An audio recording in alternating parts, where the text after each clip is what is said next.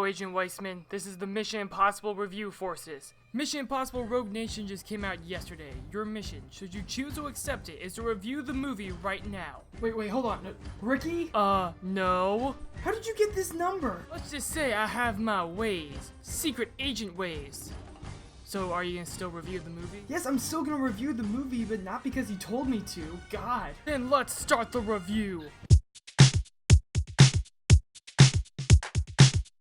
Mission Impossible Rogue Nation is the 5th one in the Mission Impossible franchise, and of course stars Tom Cruise as Ethan Hunt, Ving Rhames, Jeremy Renner, Simon Pegg, and newcomer Rebecca Ferguson. So this movie is about the fact that the IMF is now disbanded by Alec Baldwin's character, and Ethan Hunt and crew now have to go against the Syndicate, an anti-IMF. In case you did not know, Mission Impossible Rogue Nation was supposed to come out in December next to Star Wars The Force Awakens, but the studio moved it up 5 months because they had so much confidence in this movie in the summer. Thank God I did not have to wait another 5 months for this movie because I'm a big fan of Mission Impossible Rogue Nation. There are 4 action set pieces in this movie that I found absurdly memorable. There's the airplane scene that we all know from the marketing, there's one during an opera show, there's an underwater scene, and then there's a motorcycle chase. All 4 are amazing, they're stylistic, they're all different, and they're all great. What made the scene where Tom Cruise is hanging from the side of the airplane so amazing in the movie is the fact that we were all expecting it because this was the money shot in all the marketing. I knew that scene was coming in the movie,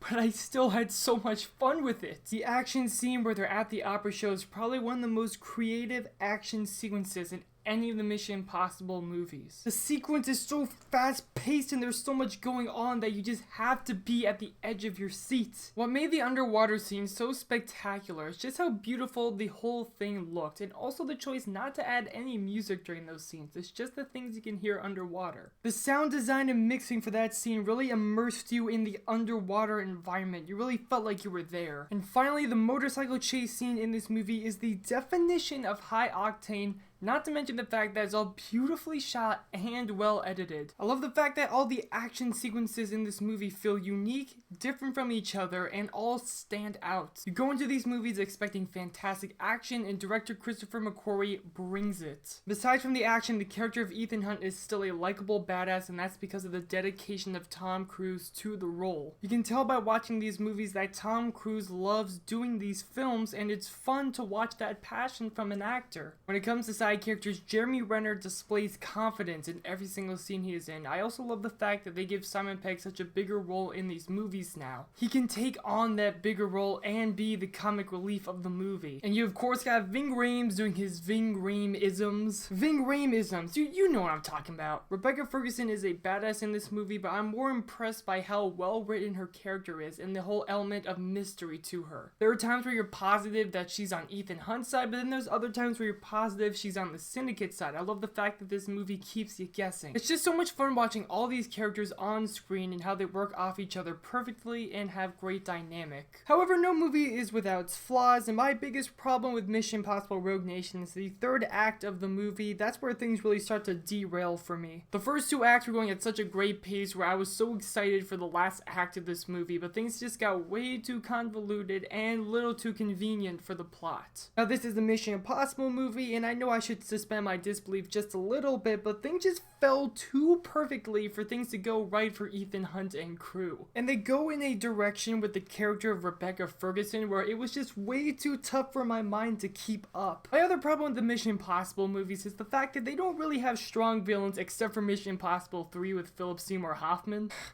Joe's?